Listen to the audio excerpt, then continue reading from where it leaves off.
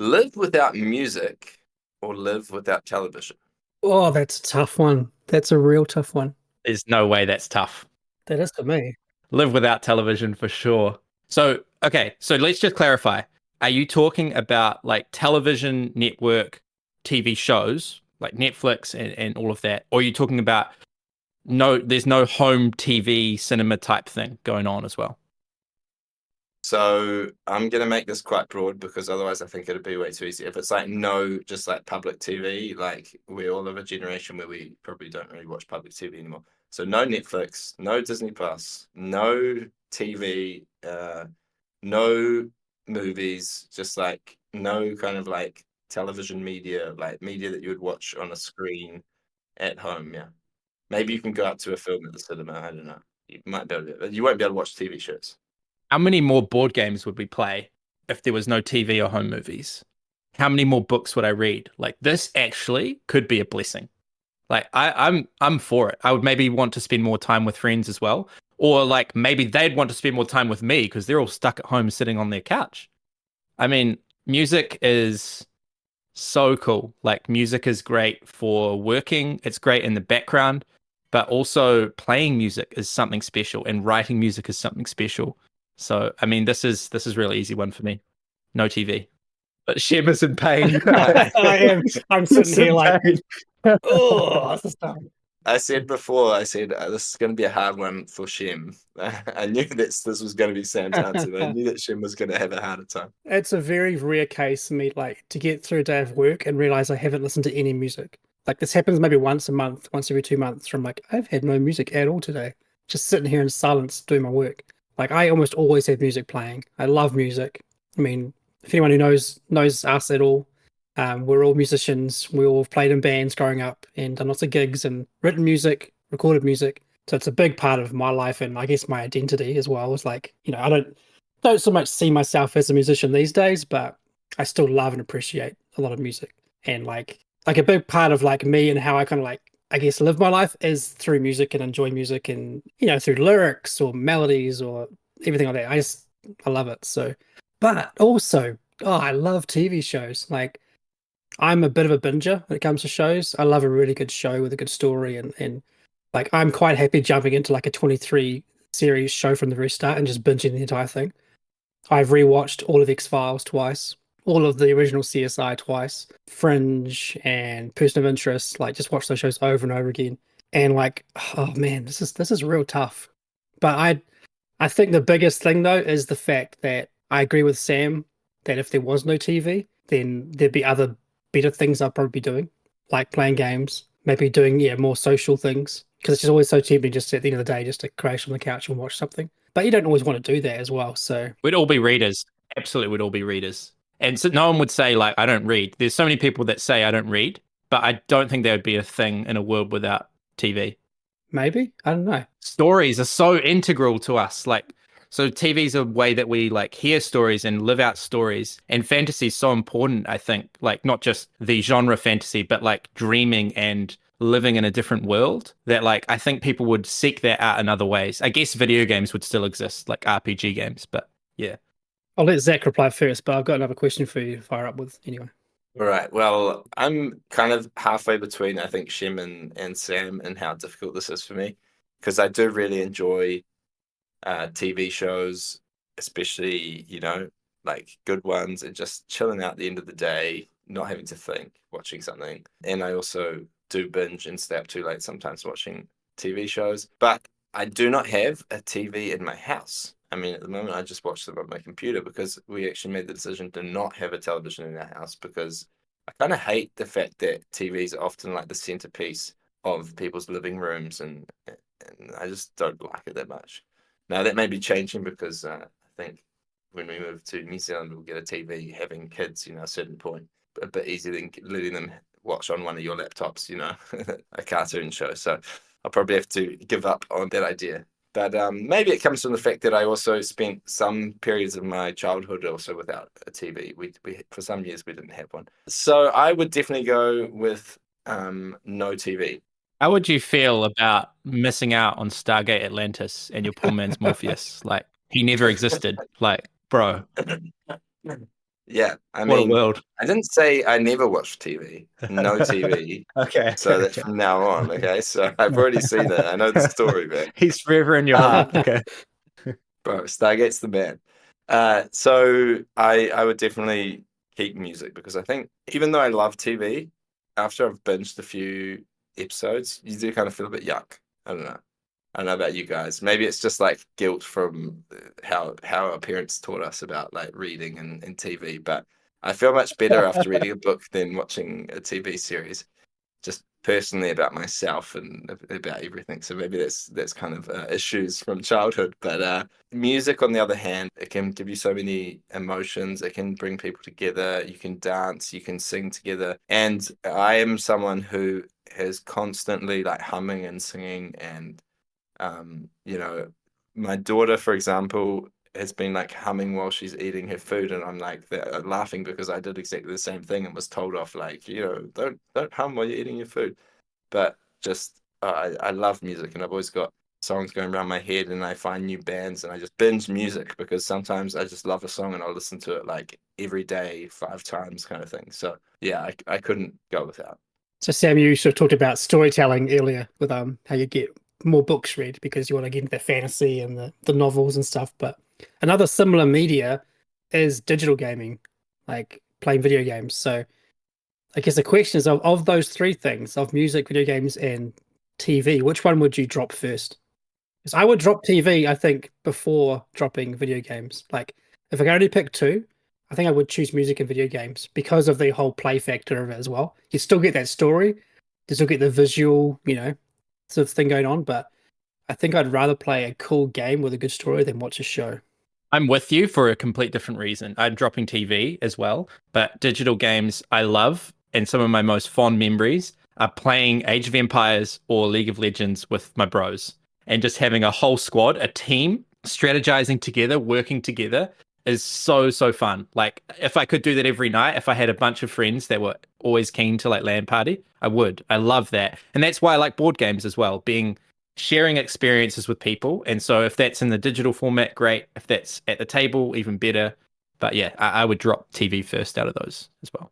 I'm going to actually have a different answer, even though I was one of those guys at the LAN parties and I love video games. But at my current point in life, TV is something that I often watch with my wife. And my wife isn't really into video games. Like if my wife likes playing video games, I would say the same because I prefer video games to TV. But I also prefer spending time with my wife to playing video games. So I would probably keep TV and drop video games because I have board games, right? If I didn't have board games, it might be a problem. But because I have board games, I'm like, I can do board games, I can watch TV with my wife, I can give up video games. You guys are making me look like a bad husband. Like on the last episode, Shem says, "Oh, I don't need a personal chef. My wife, she does great cooking. Like, I wouldn't want that. There's no way to improve on that." And then Zach is like, "Oh, I prefer hang out with my wife than my friends. I would give up video games, watch TV." And what am I doing? I'm playing video games. But here's where I turn it around. But she plays with me. So that's a good time. Hey, in a world without music, here's the next question, right? In a world without music, here's a challenge right now. I want each of us to explain to someone in that world what music is. I don't think it's possible, is it? Well, how would you go about it? Like, actually, how would you go about it? Rhythmic sound. I don't know. Tap out a beat. How would you explain like the beauty and such a range of different feeling and emotion and style? Super hard to explain, right? If they don't have music, if they've never even conceived of it. And then I'd start singing and they'll be like, your whole world is so whack. Like, what? Why do you like that? I don't want to come to your world, man.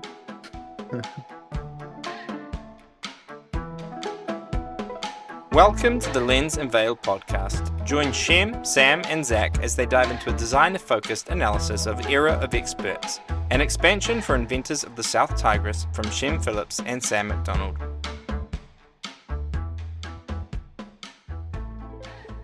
So part 3 of our series on the South Tigris expansions, and we're looking at Era of Experts, the expansion for Inventors of the South Tigris. So this one was a very clear expansion from the very start. We knew exactly what it was going to be and how we wanted to implement it. There were a few challenges and things to work through, but all in all, this was I think of the three, the clearest design job or outline that we had for ourselves of the three expansions. So the big, I guess, overall thing of this expansion was to bring asymmetry into the game. And also, as just a little side note, to actually bring some character art into the game, because most of the games that you've played from us have a lot of character art. It's kind of a feature of our games. We have a lot of games with cards with characters on them. You've seen it in pretty much every West Kingdom game, most of the South Tigris games. Almost every ancient game we've done has had character art. The Circadians line has tons of character art. And it's a big part of like the experience that we want players to have at the table. But when we made Inventors, it just never really made it into the game because the focus was on these devices and how they kind of played off the idea of the noun and the adjective of the two things. And we didn't find a space to bring character art in. We had a few on just like the backs of cards, but that's about it. But when we make these games, the base games especially, we love putting like one or two characters on each side of the box as part of the design of the box. And so we kind of went into the base game with like, well, we need some character art because we need to have some characters on the sides and on the back of the box. So let's just go ahead with like commissioning. I think at that point it was like 6 characters that we wanted to use, or maybe it was more than that. But with that in mind, we're like, well, for the expansion, maybe that's how we bring these characters in. Maybe we bring in asymmetry, character powers, identity for each player. And that's kind of how we ran with it. Yeah, totally. So when designing the base game, we already knew that it was a very meaty and heavy game, and that's what the game wanted to be. And so these kinds of questions usually aren't the right questions for these sorts of games. But we did ask, I think I remember asking Shem, what's missing in this game? What's missing? What could we add? Even though maybe we should have looked into what we could take away. I don't think that actually I want to take anything away. This game does a good job of what it wants to be. But what's missing? And then Shem clearly answered, yeah, character art, asymmetry, all that sort of thing. And I think even before we had launched the game on Kickstarter, I had a little spreadsheet on Google Drive with my kind of harebrained ideas for what some Inventors player powers could be. And I think quite a few of them are in the game now in a different version, a different format, but with that same sort of identity. Like I remember there was one that had a 7th type of craftsperson that only they could pay and they'd have benefits for using them and stuff like that. And there was another that had an extra worker that could do cool things and that sort of stuff. So this is the kind of expansion that I love to design. But I think also it's not the kind of expansion that every game wants and needs. And it's really hard to explain, like, what are the conditions for a game to want to be asymmetrical and what are the conditions that aren't conducive to that. Do you guys have any thoughts on that? What kinds of games could go asymmetric and what are some kind of precursors that say, nah, actually, this shouldn't go asymmetric? From my play of the expansion with you guys, I think this comes back to the conversation that we had about player direction. Because I feel like Inventors is kind of, after Scholars, Inventors goes back to, I feel like it's sort of halfway between Wayfarer's sandboxiness, where there's a lot of options, but it's also quite a tight and crunchy game. And so it's actually a game where you can go in so many different directions. Adding asymmetry actually gives a little bit of player direction. It gives you something like, hey, you're good at this thing, you can try that, you know? And it's and so I think in the case of a big kind of sandboxy game, actually adding asymmetry can help give that player direction. So we've talked about one of the problems, shall we say, not such a problem, but it can be a player problem of Wayfarers, is just like not knowing what to do. Like, what do I do? There's so many things I could do. Having that asymmetry goes, hey, you could do this. Like, I've given you something special and you can try that. So I think, yeah, that's one kind of sort of game where asymmetry can improve it, shall we say. So to leap off of that then, using Wayfarers even as an example, I'd love to get your thoughts, Shem, on, like, could we have done an asymmetric expansion for Wayfarers, like something we've done here with Inventors? Would that work, or why wouldn't it work? Yeah, it's interesting thought. I think in most cases, asymmetry is always quite cool, a cool thing to have, but the danger is forcing someone down a certain path and making their play kind of like not scripted so much, but very much directed in a way that they have less control, which is not something we want in games generally, from Garphill at least. We want a lot of player agency and discovery and exploration in the game from the player point of view. And that's just in spades and Wayfarers. Like you can do so much in the game, you can try so different paths and strategies. If you were given a very clear direction in that game, I think you would end up playing a very similar game each time, regardless of how sandboxy the game is. If, let's say, for example, your player power is like, well, anytime you gain vistas, you get this thing, or like you'll score for vistas as well, or whatever it might be. You have an extra, you start with more camels on your player board, or just something that really pushes you towards one certain type of card. Then that's just what you hit, right? You can do it every single time as much as possible, and you ignore the other stuff because you can in the game. Because Wayfarers allows you to ignore entire sections. You can go the whole game without getting any C cards if you want. Or you can go the whole game without getting almost any upgrade tiles if you want, or no townsfolk. And because it's so easy to ignore stuff in Wayfarers, any player power is just going to say, just hit that thing non-stop and don't stop doing that same thing over and over, which feels like you can't express yourself so much because you're told to do this thing and you can do that thing. Whereas I think games with asymmetry where it works well is you can't always just do that thing, but you're trying to. Like, your asymmetry says try and do that thing if you can, but there's a lot of other things to balance. So I'd love to get some more thoughts from you also, Zach. We're working on a game together right now, and we had a playtester with some really, really thoughtful comments, and a whole bunch of them. And one of the comments was that the player expectation for the kind of game that we are designing is that there would be asymmetry. And this was a game that we very intentionally decided, no, we didn't want there to be starting asymmetry amongst factions. Can you give some thoughts, obviously without spoiling the game, but can you give some thoughts as to like why we decided to say no to that, even though it was a player expectation for this style of game? Yeah, so I mean, obviously I've designed one published game, Chaos Order, which is highly asymmetric, lots of asymmetry in there in kind of every area. And we've come on to designing another game, and it's in a similar genre, and there is that kind of expectation for asymmetry, but the game that we're designing has a lot of emergent asymmetry. And when I say a lot of emergent asymmetry, I mean a lot of emergent asymmetry. Like, that is the kind of the core hook of the game. And so we felt right from the beginning that adding starting asymmetry was actually going to take away from that, because then you're going to take away people's options. Kind of what Shem said. It's like, then people are going to be like, okay, I need to do this thing. Whereas this game's saying, like, build what you want to build and then see if it works, you know? And when that's the hook of the game, that's the identity of the game, actually adding asymmetry, even if it's a player expectation, and some people may criticize us and say, like, oh, there should have been asymmetry. We don't feel like it's going to improve the experience of the game. We think it's actually going to take away of the main, I would say, the hook, the most fun thing about the game. It's going to diminish that. And so we made this conscious decision just to leave it out completely. And so coming back to Inventors, this just seemed to be this type of game with the right conditions to be ripe for an expansion that is purely asymmetry, where there are enough paths in the game that each of the characters can encourage players to experiment with a different path, and they can feel really different, and they can have a lot of fun experimenting with that. But also, I feel like the characters, yes, they provide direction, like Zach has said, and that was really important, but also they still allow for player agency. They still allow for choosing different paths among kind of secondary options. So this is a game where, say you're planning to do all of your invents. You could do all of your invents, and that's not going to be your whole game. You still have to have a secondary focus or a secondary action.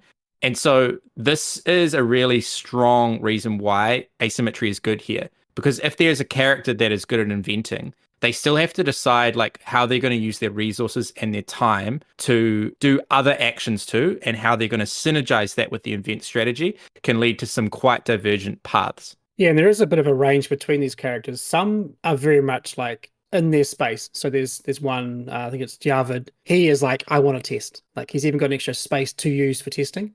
He's got an extra column to fill in his workshop. So he wants to test stuff. That's like his main focus.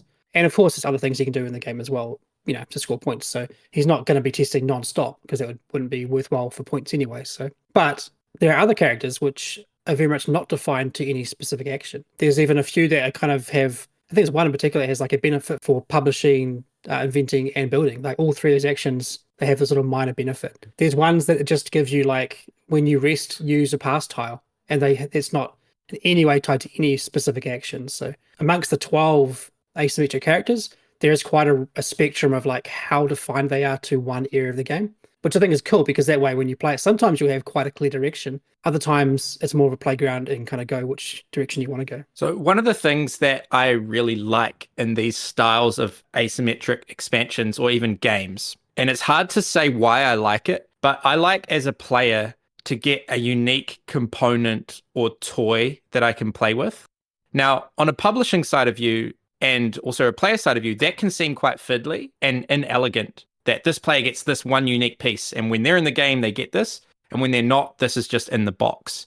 And we did this with Circadian's First Light with a bunch of the expansion factions in particular. And I'd be interested, Shem, in what you think of this. Like, in this expansion, there's a character that gets a tent, there's a character that gets a craftsperson, there's someone that gets a worker, there's someone that has different invent tiles, there's someone that has another little royalties marker. I could go on. In a sense, this is inelegant, but I really like this. What do you think about it as a publisher? Yeah, that was a fun, interesting talking point when we first got onto this. When Sam did have that original spreadsheet with some ideas, I think I looked through it and I was like, really? You really want to do that? Like, I think it's one that's going to have like unique tower tiles at one point and everything. And pretty much every one that Sam had dreamed up had something unique. If you know me, I'm very much into simplicity and lifestyle. Like, I have like 2 pairs of jeans and 1 car. Like, I'm not a guy who has tons of stuff and wants all these extra things. I like to have like a very simple lifestyle and manageable lifestyle. So the idea of bringing in like 12 unique components for these characters, for me, from my brain, is like, no, that's just too much. Let's dial this down. Let's have some more simple things. But really, for me, it's more about like I have to get my head in that space and actually comprehend it, think through it from a gameplay point of view, not from a production point of view. Because if you go into this like with just production in mind, you can easily dismiss things that otherwise would be quite cool. So I have to like allow time to actually like sit on these things, think them through. And eventually I usually come to the point where I'm like, oh yeah, it's not that much. It's not that much. But I think a big win, just to sort of say from a publishing point of view, was we decided quite late in the process that everything in this expansion would be solely for the characters. So there's nothing extra. Like, we don't bring in any new device cards. There's no more neutral workshop tiles or research tiles. We had them there for a while. We're going to add in like 6 more workshop tiles and some more research tiles. But I think to kind of take from that first initial, I guess, impression of what the game was going to add, to make myself happy in that simplicity kind of model, was like, well, at least everything's contained within itself. So at least like every component that the character has is their stuff, and there's nothing extra outside of that. So everything you get in the Era of Experts expansion is defined to one character. Another big win for that was that, much like a faction-based type expansion, you don't need many rules, because in this box you'll get 1 rule sheet, a double-sided piece of paper with like components, a bit of theme, and some kind of like a few extra rules around like how to use the expansion, how to integrate it. All the other rules are specific to each character, and those are on the back of those character boards. So it makes things very simple and very clean from a publishing point of view. So all the extra stuff, rather than it being like a hindrance for me, like, oh, there's extra fiddly components, they become more like, oh, that is what the expansion is. It is those components. That's what makes it shine and why it's unique and why it should be a thing. So you were talking a bit there about a publisher's perspective. As a player of the expansion, it feels like something that could have just been in the base game. So apart from maybe punch boards not fitting in the box, what are kind of the publishing reasons behind separating out the base game Inventors from this asymmetrical expansion? I think a lot of it, there is definitely like the component side of things. Like, this being in the base game box would just be so much. Like, you've got so many rules to learn. Then there's extra stuff and extra pieces, especially. But I think the main factor is the complexity factor. Like, this is easily our most complex game to date that we've released, our biggest sprawling game to date. And if you can pull back anything from the game which isn't, I guess, necessarily like core to the game, and that you can pull out, then that's great. And I will say that we didn't design the expansion and then remove it. We designed the base game as it was. I think probably later in the process we thought, well, how would we expand it? And we started thinking about it from that point. But we finished the game to a point that we were like, this is a finished game, so that we weren't like taking systems out that we didn't add in later. Yeah, I think if this came in the box, it's probably just even more overwhelming, less likely to get to the table. So being able to provide a simpler version, as ironic as that sounds, for this game that you can offer is better. And I think it is better to offer it without the stuff up front, but I don't think it's any harder to teach necessarily, in a way. And that's, maybe seem like I'm contradicting myself a little bit, but there are some character powers that barely have any extra rules. That if someone was learning for the first time, maybe you've played it a few times, you could say, "Oh, use this character. It's real easy. There's no extra rules for you." It'll give them more direction as well. So, but yeah, I definitely don't think we should have added this into the base game from the very start, because that player who unboxes it and has to learn all 12 characters. Whereas that one player who sits down to play it only has to learn the one in that moment. So it's not many rules for them, but it is for the teacher of the game. I think it's a really interesting point of conversation because I 100% agree, and I don't have any regrets about not having this in the base game. But I do want to visit the world where there is no music and where there is expansion for Inventors of the South Tigris in the base box. Because I think that even though we absolutely are adding rules, so in one sense there is more stuff, there's more rules overhead and things to figure out before you play for the first time. But I also wonder if, yes, the direction factor, yes, the shorter game factor, and also the the experimentation might make it so that new players are more enamored with it on their first play. Like they kind of see through the matrix a little more about how exciting and fun the game can be. Because one of the bits of feedback we've got is that when players get to their second or their third game, they're absolutely loving it. They're getting it, and they really hit on a particular path. But with the expansion, you will hit on that path in your first play because it's sort of telling you, hey, look over here. This is a really fun thing to do. Like one of the things with bits of feedback we've got is that, the boat thing doesn't seem very strong. But then we asked the players, how many times did you do the boat action? And they said 1 or 2. And then we're saying, well, why don't you try leaning into it and then seeing how good it can be, because it can be really good. Now, if these players had Javed in their very first play that says, hey, you want to test people's devices, you want to move your boat, then maybe they would have got to the fun and excitement of that in their first play and they would have seen. And part of me is like, well, if the game is a little bit more complex, the people that would have liked the base game probably can handle it. I don't know. I'm just really intrigued what would have happened if we did put this in there, but I don't necessarily think we've made the wrong call. I'm just interested. So a pushback question then, Sam. If we had never made the expansion, how highly would Inventors rank for you still? Amongst our own games, I'd still be really proud of it, but I think it would have less of that excitement to come back to it after 10, 15 plays. Whereas with the expansion, I always want to come back to it. There's all of these different characters. There's 12 of them. One, you want to play them again and again to master them and to try out different secondary focuses. And so that is a lot of permutations. And so I think that the expansion actually elevates it super, super high for me. Like as a final product, Inventors plus expansion, if I can say, I'm really, really proud of what we've managed to achieve with this game for what it wants to be. Now, I know that this is absolutely the epitome of a game that is not for everyone. But I think that, and I hope that for the people that it's for, this could become their favorite game. People that like asymmetry, people that like heavy, crunchy Euros, that like experimentation, that like good interaction between players. Man, I think this could be some people's favorite games.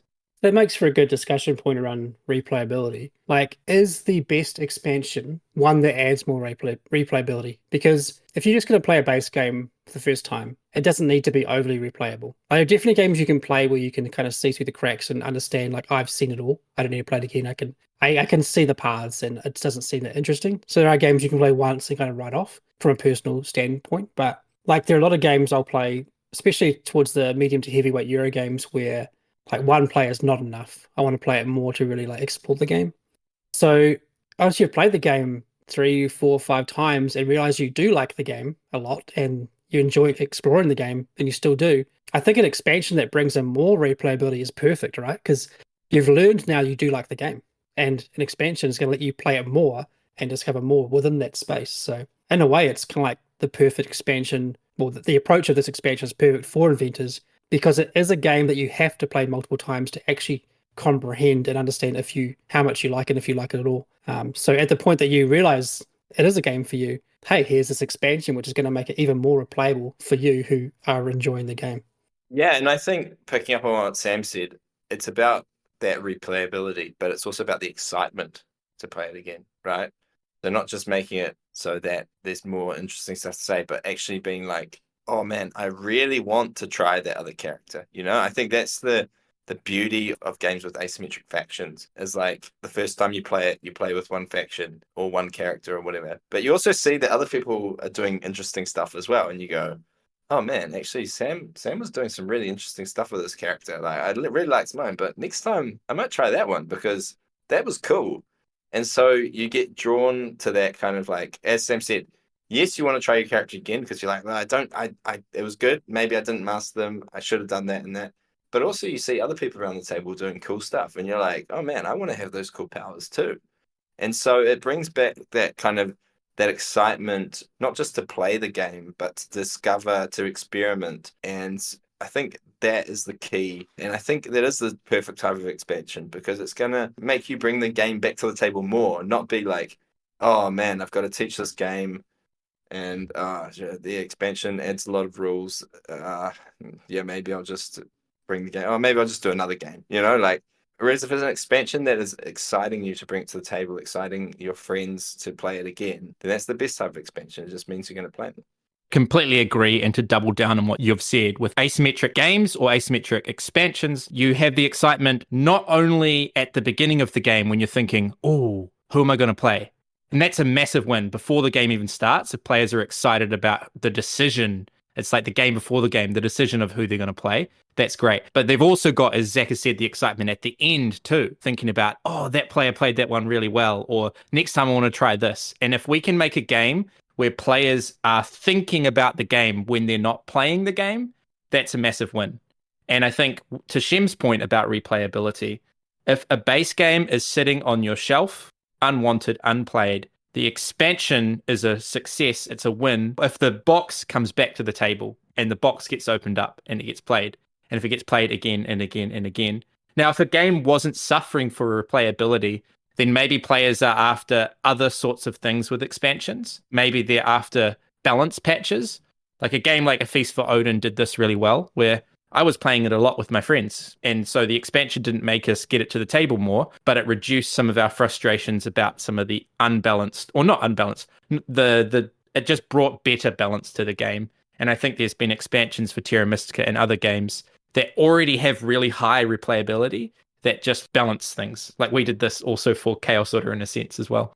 One of the fun things with asymmetry, and Sam, I'm thinking of one of your upcoming games, is when you're playing your character and really enjoying it. But there's those moments where you're like, I wish I had your character right now. Like, if I had that power right now, it'd be amazing. But then if you had their power in that moment, you'd be like, I wish you had that power right now. Like, those feelings in this asymmetric games are so fun where you're like, I kind of want all the powers all at once, like, but you can't. Yeah, totally. So maybe let's talk about some of the challenges that we had designing this expansion. I think compared to the body of books or even Tides of Trade, this was quite a breezy process because it just fit so nicely, not adding any new actions or really systems to the game. But there still certainly were some challenges. Shem, do you want to let us know what some of the challenges were? Yeah, most of them are really about balance and player experience. So when you bring in asymmetry, obviously that brings in player powers. That's kind of a big part of asymmetry in games. So that brings in more power creep for players. They get stronger, they start stronger, which meant that when we played the full 4-round game with these first iterations of these player powers, our scores were insane and we kind of accomplished everything. There were a couple of plays early on where we went into round 4 and one of us had already filled our whole workshop board. There was no reason to test in the last round. So that's a bad thing for the game if there's no reason to do something at the end. Now that's already a thing, but you could invent all your invention tiles in the second or third round. That's already a thing. It's quite hard to do, but also that's not limiting you so much in the game because you're benefiting from that. Whereas an action like testing, you want to move your ship at some point. So we had that issue of the power creep. The other issue to overcome was the length of the game. So the 4 rounds was going quite long in our original playtest, even after we dialed back some of the player powers. And it already can go long with the base game. But we found that because you were stronger, you achieved more. Your rounds were often longer because you could do more cool powers to combo off things and get more actions than you usually would. So the game was going longer because you had more actions. And the other kind of minor strange thing that we encountered was that players were gaining more influence than usual, either via their player power or just a sort of side effect of other kind of power creep in the game. So we had to kind of work around the power creep. How can we, in a way, even though we're giving players this extra stuff, how can we reduce them in other areas? How do we bring the game down to a reasonable time? And how can we get around this issue of players getting too much influence in the game? Yeah, and that was one thing that's really surprised us, and it was surprised me about the base game, was that actually the influence ecosystem, where influence can be kept in guilds for in-game points, or it can be spent for powerful worker actions. That influence ecosystem is a very, very tight equilibrium. If it goes slightly wrong, it's completely imbalanced and it's not fun. So if the points on the guilds are ever so slightly too high, then players won't want to take these worker actions at all. And then this whole system in the game where they place workers, spend influence, take stuff like research and other things is completely like a waste of time. And so this is what we realized with the expansion, is that we managed to somehow flukily get it right. I wasn't aware of how delicate and fragile this influence system was and how it kind of just worked with the base game until we added a little bit more influence to the ecosystem, and then it was just kind of out of whack. And so we really needed to figure out a way to still have some factions that interact with influence, but also that there is enough levers and ways to spend it so that it's not just a massive pool of influence in the guilds and players are looking at it thinking there's no way I can win against those other two who have got a massive fight on their hands. So one of the ways that we addressed this issue was through giving players or characters starting workshop tiles. So you already start with one randomly from your card, but this really came about because of that issue. Like, we need a way for players to spend influence, those who were gaining too much. Some of the characters weren't gaining too much. Some actually needed some more, but there were some characters in particular that were just getting way too much influence just passively. So I think, Sam, you had the idea of like, well, what if we had workshop tiles for each character and some of these could actually spend influence? That's a really organic way of pulling influence out of the game without adding new rule sets, because it's just a tile with this little combination of the exchange or whatever spend it does for an action. And it worked perfectly. So we have like basically these 12 tiles, the same shape as the workshop tiles, but on the back of it is the character's face. So during setup, you know what tile you're going to start the game with. That really gave a lot of flexibility for customizing these characters. And Sam and Zach, I know you guys would love this kind of stuff where asymmetry is not just one part of the game, it's like multiple aspects of the game. Yeah. And with these tiles, this just felt like a massive win. We pulled some slight like game design tricks with them where some of the tiles for some of the characters were completely synergistic, and they were giving that character things that they needed to do to perform well or to have more enjoyment out of their player power. So for the guy that has their own craftsperson, the unique craftsperson, their tile allows them to specifically pay that craftsperson to brighten dice. And we found with that character, they wanted to brighten dice more. They wanted to take more action so that they could pay more craftspeople and get their tower tiles up. So some of them were synergistic. But for other characters, we actually felt that the workshop tiles needed to be anti-synergistic. Like that player power was too easy to perform, or what they wanted to do was really strong. And so how we did this was we made the dice requirement really high, or we made it different colors that they weren't trying to collect, or different things like that. So the player could lean into this thing which is quite strong for them and really good, but it isn't the natural way that that player would have played without that tile there. And that created a good amount of resistance for the characters that needed that. So the other major challenges were around the game length and around that kind of power creep that we talked about. So there was a moment, Sam, during development when we basically had to bite the bullet a bit and go, look, this needs to be a 3-round game. We very much love the 4-round game, especially from a 2-player or even a 3-player experience of the base game. Because that last round's epic. You know, you've built up this big moment in the last round is when everything starts popping off and it's so enjoyable. You don't need to do the full 4-round game, especially at higher player counts, because there's this strange system in Inventors where the more players, the more you kind of raise each other's boats, so to say. Like, there's this weird kind of interaction where you get more done with more players. So in 2-player, 4 rounds was even, in a way, needed more than the other player counts. So we definitely wanted that 4-round experience still to be there. Like, you accomplish a lot. But we just found that you just got way too much done in 4 rounds at any player count. Even 2-player, we're just like doing everything. So we kind of had to go, you know what? We were reluctant, but I think we need to make this expansion always use the 3-round version of the game. But what that decision led to was actually a real big win for the expansion. If you've played Inventors, there's these goal cards that you can play with in the 3-round game. So you're starting resources, you get this card and you flip it over, and you place the first of your 4 tenths onto this card. It'll give you the extra coin and a card, I think, in the base game. And then there's these 3 goals you can accomplish over the course of the game in order. And when you do that, you gain some benefits. Now, in the base game, that card is identical for all players. But what this did is that we had these character boards with some extra space on them. We suddenly thought, hang on a sec, we can make these unique for the characters. So when one particular character achieves that first goal, I mean, the goals are all the same, but what they get from it is different. And this was another lever that we could pull to give them what they need or take away what they kind of getting too much of in a way. So the combination of the powers themselves that these characters have, the new stuff they have, with those starting tiles and with these new goal cards from the 3-round game really helped us tailor each character very specifically and refine them through multiple tests. So there are some characters that you play a few times and it's like feeling good, but then there's a few players now then like, whoa, that character like achieved way too much in this area of the game. How can we tweak that?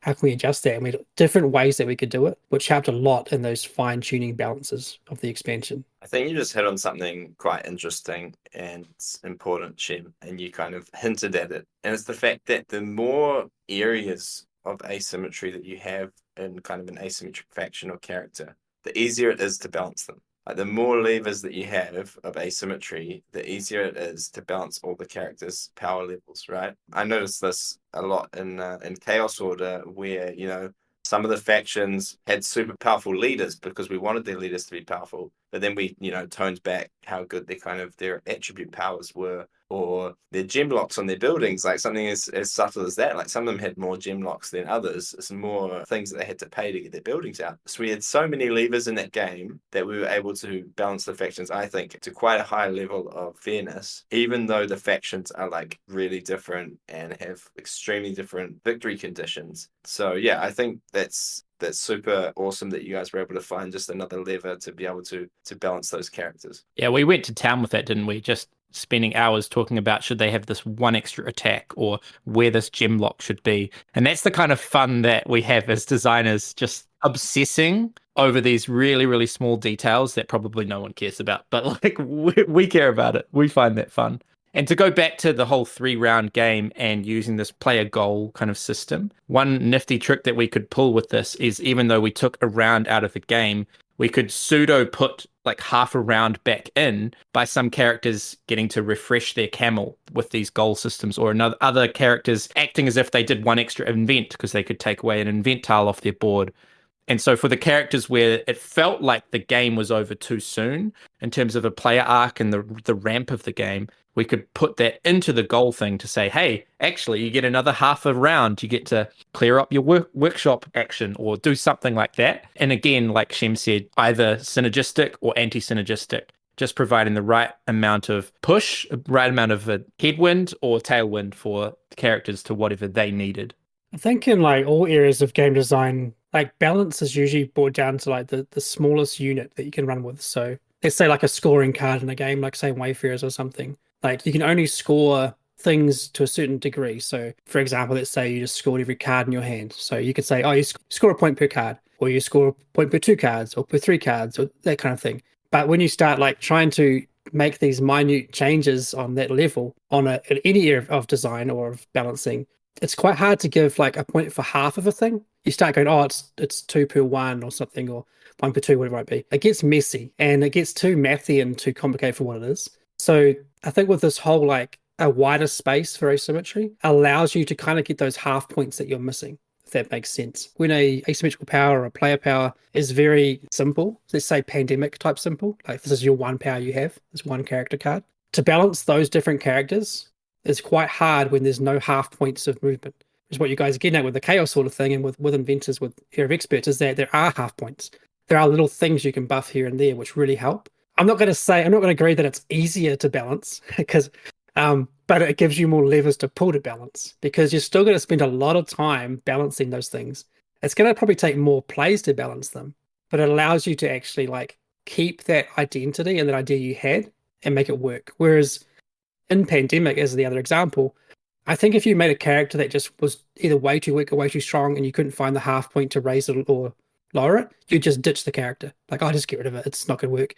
And you'd figure that out quite fast, right? Like 2 or 3 plays, just scrap it. It's dumb. Make a new character.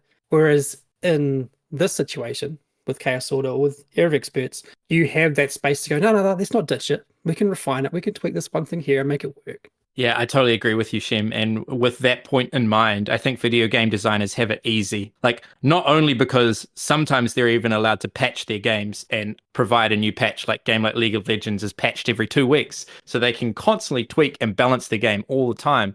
But they're also allowed to kind of skirt around this rounding issue with quantization. Like, they're allowed to make something 1.3 attack damage or like 1.7 points because there's calculator in the background that's just doing all of that for you. Whereas we have to make the player do all the computation, and we also have to make it a component that is like physically tracked, right? So what if a card is worth 1.5 points? What are we going to do? Well, we might provide an extra immediate benefit when you play the card down, which is roughly half a point, and then you give the player a point for that. There's all these little tricks and things we try to do, but man, video game designers have it easy where they can just make the computer do all of it for them. I said it was easier to balance. You're right, it's not easier, but in the other case, it's impossible to balance because Yeah. when you just have one power, like it is actually impossible to balance. Like you can try and have them roughly similar, but it's just natural. Some are going to be better than others. You can't do anything to pull the other ones up. And that's why I'm interested by a game like Cosmic Encounter,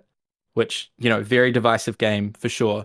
But they've made these player powers that are simply not balanced. Like there are some that just do similar things to other characters, but in an inferior fashion. But what they say is like, well, it's up to the players to balance the game around these powers. And that works for a game like that. But it's really hard to work in a Euro game where you're scoring victory points, where you're comparing points between players. You can't just tell the players to balance the game for you with their decisions of who they choose to team up with and that sort of thing.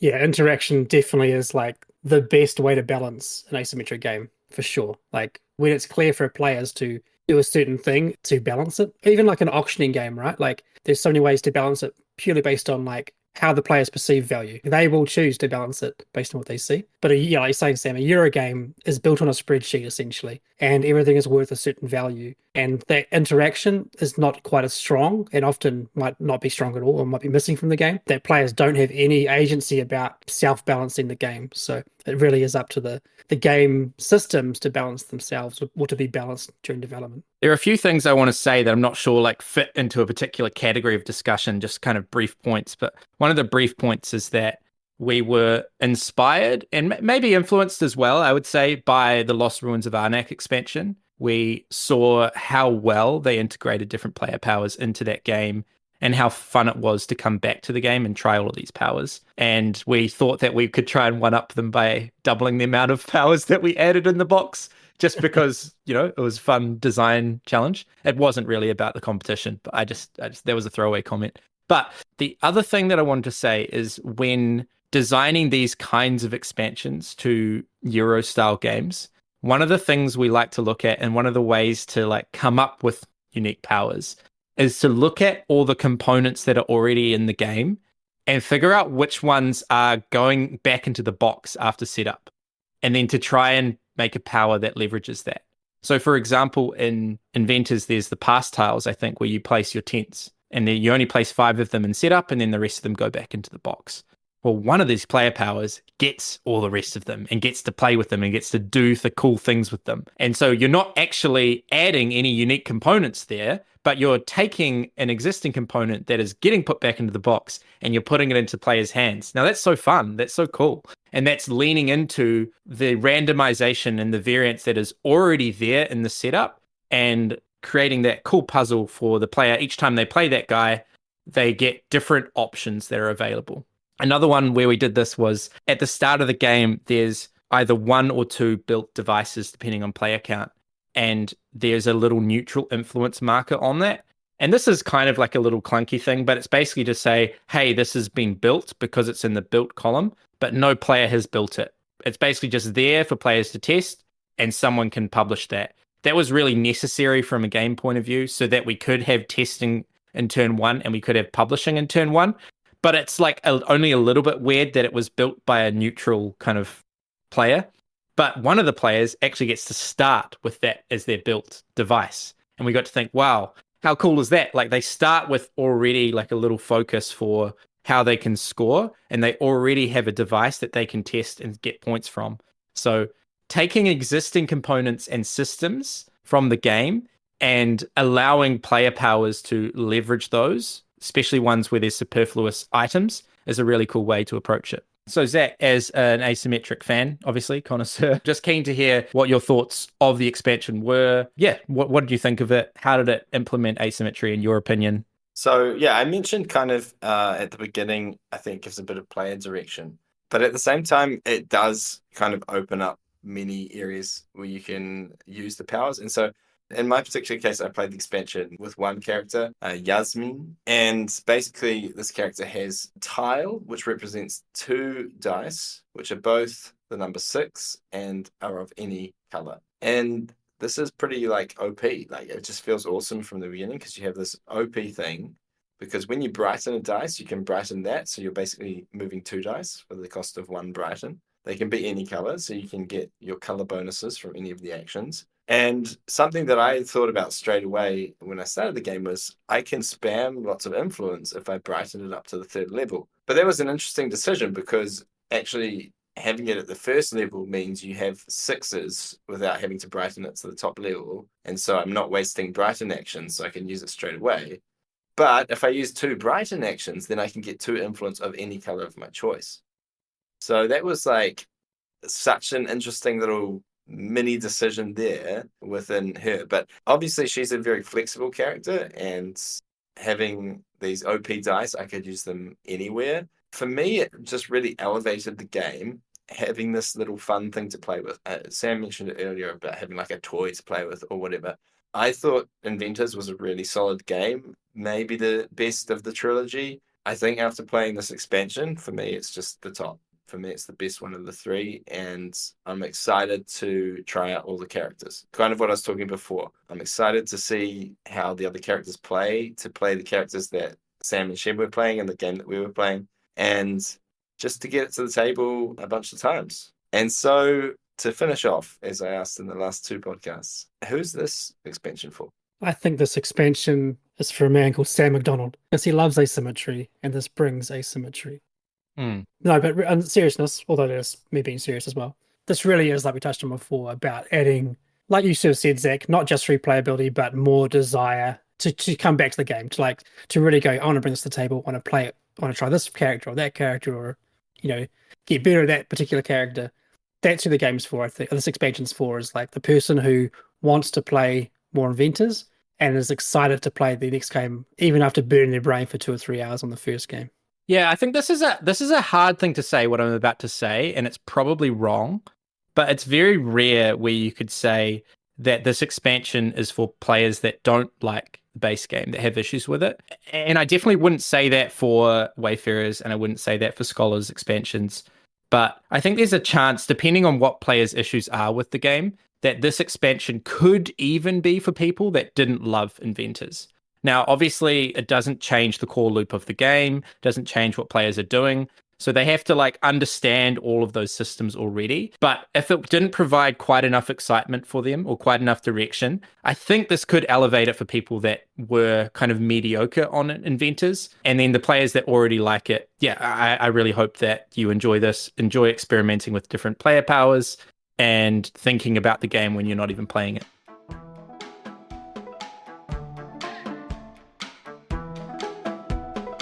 We hope you've enjoyed our discussion about Era of Experts, but we'd love to hear from you. Jump on the Garphill Games Discord and let us know on the podcast channel if you're a fan of asymmetric expansions. Are there any which really elevated a base game for you? For which game would you like to see either an expansion or another expansion? So this is quite a hard question for me, surprisingly. I first started by looking at my top 50, my list I have from last year, and just seeing which games didn't have an expansion. And there was only 2 that didn't already have one. One of which was Lisboa, which does not need an expansion. That game is like 7 games in one anyway. So no way would I want to expand that.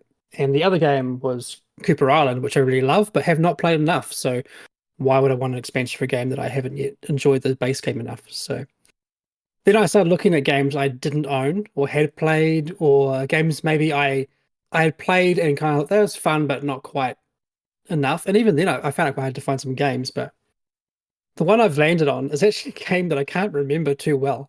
But what I do remember is going, that was almost amazing. Like that was a feeling I got from the game. Like it was really cool, but not quite enough to make me really love the game. And that game is Trajan, which it got a re-release from Renegade recently, I think. It lasts 5 years or so. And I can't talk much about like what I would expand in the game, but only the fact that it hasn't had an expansion. It's still quite a popular game from Stefan Feld. I know it's a Rondell game or the Mancala kind of game with lots of little mini games from memory. I just remember thinking it was really fun, but not quite there. Like, it didn't quite draw me in enough. So I'd love to play that game again, even as it is, and just, try it again. But maybe my opinion would change. But as from my previous experience a few years back, I think that's a game I'd like to see an expansion for. And I'm sure that fans of the game would also like to see an expansion for because it's had none to date.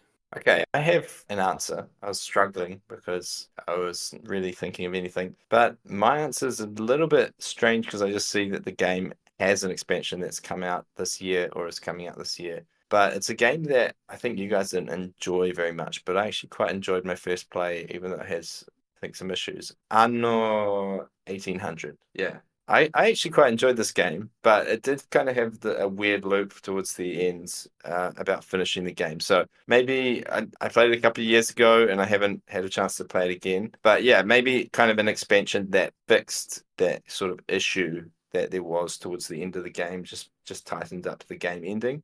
But I liked a lot of the kind of action mechanisms, what should I say, the flow of the game for the most part. So it was kind of the ending that was problematic for me. If there was an expansion that kind of fixed that made the ending of the game more exciting, more tension, I think that would be awesome. Yeah, that's actually a really, really good answer because the way that I approached this question was thinking about games that I really like and want to have more added to, right? But a different way to answer that was like, what's a game that's on the cusp of being great that just needs a little bit fixed in your own opinion? And Anno 1800 maybe is one that I would answer that for. Like, it's on the cusp of being really, really awesome, just with my grievances against the game preventing me enjoying it enough. But my answer to the game that I would want to have stuff added to that I really, really enjoy is Coimbra. Coimbra is a game with such a fantastic system of dice drafting and card collection. You use dice. The value is going to determine the order, the priority for picking up cards, and it's also going to determine how much you pay. So if you put a low die down, you don't pay much, but you're going to be last to pick. And then you buy cards that give you colors, they bump tracks, but then the dice that you draft are going to allow you to harvest tracks. And so you ideally want to draft the right colors to synergize with the cards. And it's just such a fantastic puzzle. It's such a good crunch. Now, every time you play the game, you fully go through the same deck of cards. There's a benefit to that in that you kind of get to know everything. But the real variance is just like where the cards show up in each of the rows and what else is in their row. And I feel like an expansion that added some more cards to change it up a little bit from play to play could be cool. And then maybe the game could handle another subsystem, another little mini game. I think that it wouldn't bloat the game too much. It's such a fantastic game that I just want to be able to play it more and see more kind of end game states. Sounds like this week, Sam, we're going to be playing Coimbra and Cooper Island. Sounds fantastic.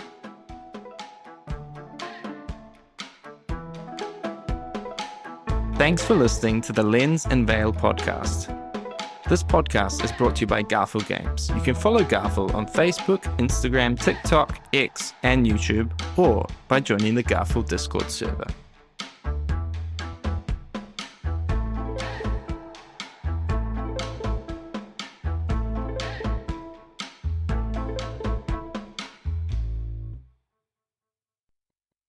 Okay, guys.